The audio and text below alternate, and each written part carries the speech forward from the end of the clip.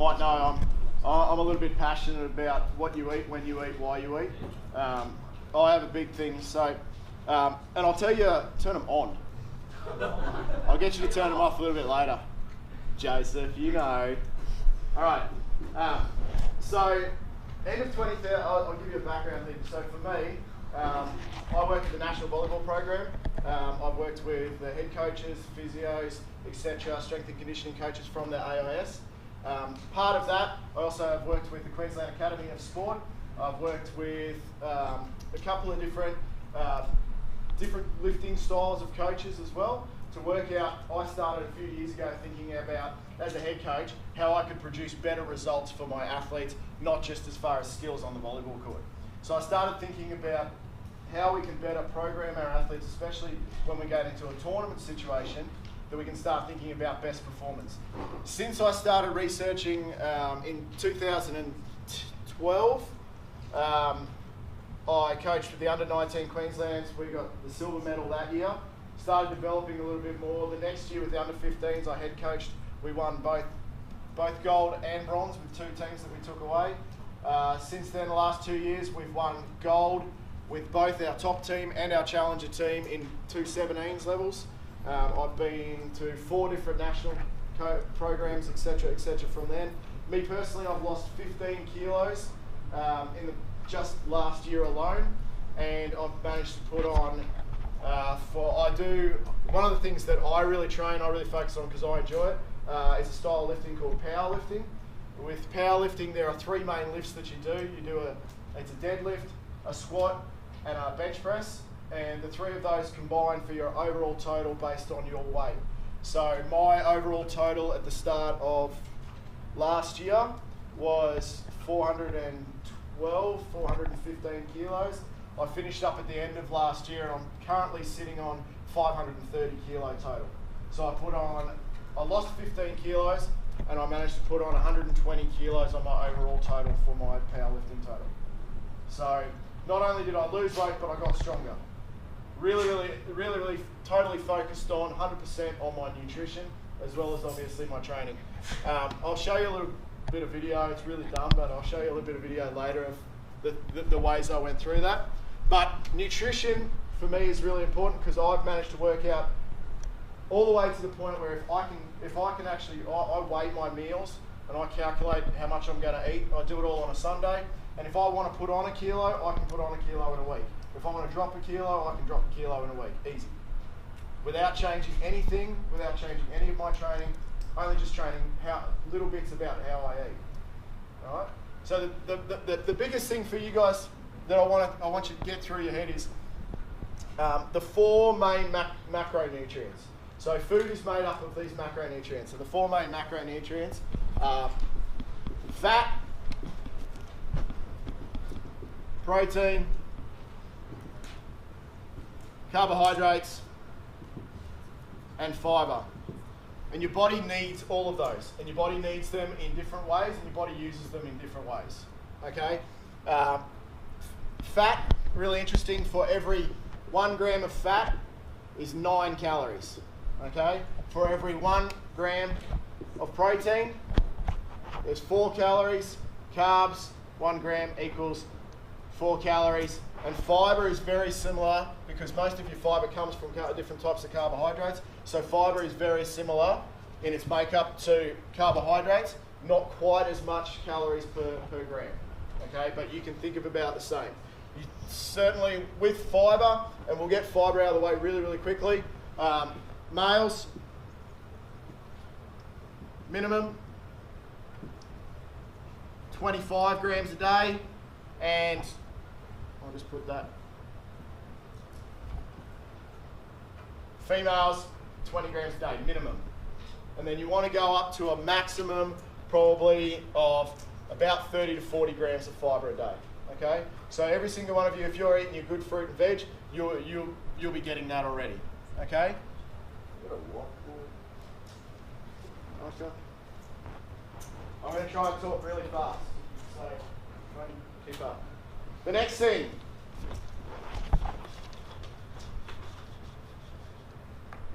is protein. Okay? protein on average, everybody should be looking on 2 grams per kilo of body weight. Now, protein, your body transfers protein into amino acids. Amino acids is what your body uses as the building blocks of all your muscle, your skin, your bone, everything. Okay? The biggest thing is, if you're one of the amazing things about protein is as well is it helps with actually diminishing food cravings. So if you're making sure that you're getting good protein throughout the day, you won't get cravings, you won't binge eat, and you won't go into excess calories. And I'll talk about how much I work out calories per day and etc. So 2 grams per kilo of body weight per day is excellent. You probably don't want to go any more than that, okay? Because you're just wasting food space that you could be getting good carbs into your body, okay? So let's write down, 20 grams of fibre. Let's go. So I'm going to write up my stuff because obviously I know my stuff. You guys can work this out yourselves. I weighed in at 83 kilos this morning, so 83 times 2.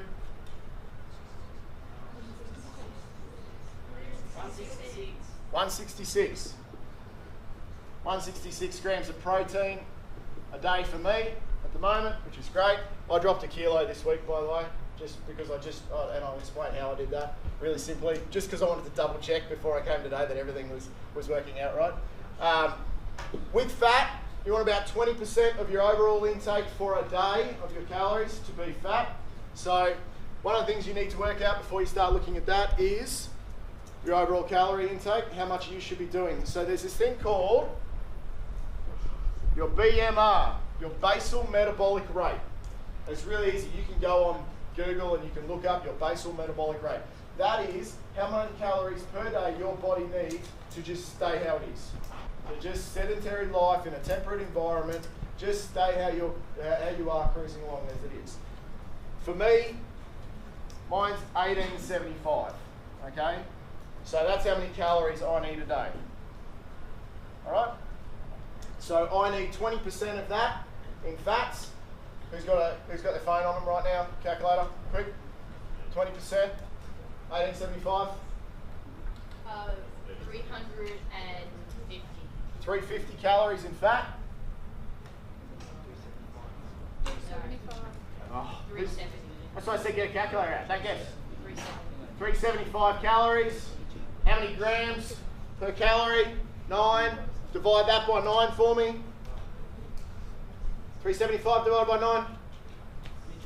Guys, I told you to get your phones out. How many times do your teachers tell you to get your phones out in class? 41.67. 42 grams of fat a day I need. All right? So if we work out, if we add 375, give me 166, and I'm all over the place, I said that. 166 times 4.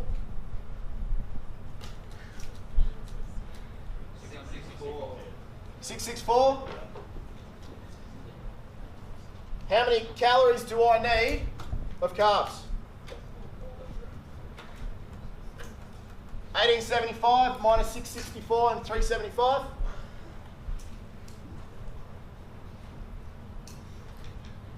You guys are all over it today, aren't you? How much? 836 divided by 4.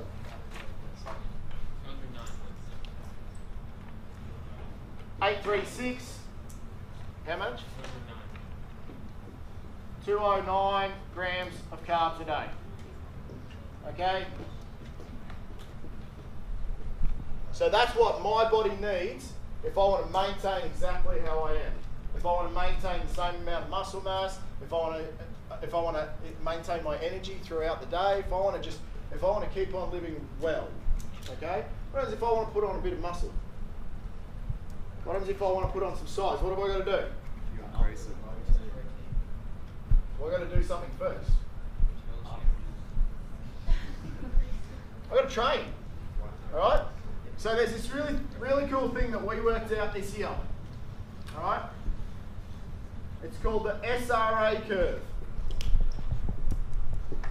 And this is, to me, this has been gold for me this year, working this out. And it's a combination of working with a professional powerlifting company over in the US, Juggernaut Training Systems. Their head coach is one of the top 10 powerlifters in the world. He's got something like 2,300 pound total. So over 1,000 kilos. He's squatting 460 kilos. He's deadlifting 420 kilos, and he's bench pressing 270.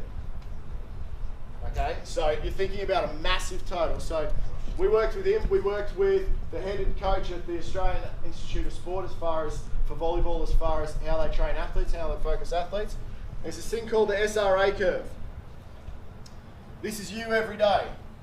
You go and you train, and your training can be anything from cardiovascular training to weight training to anything, and it's called the stimulus. So the stimulus to adapt.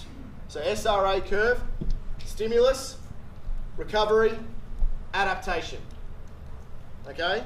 So if we train, we go down, we start to tear our muscles apart, we start to use up all our energy stores, etc.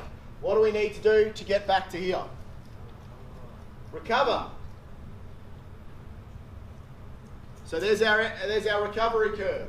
What happens if we train really well and our recovery is excellent? Yeah, so we start to adapt. Now we can only adapt a little bit at a time. We can't suddenly turn massive by training once. So we can only adapt a little bit at a time. So our adaptation curve is always smaller. What do you think if then we go and we're here and we train again? And then we recover really well. And then we adapt.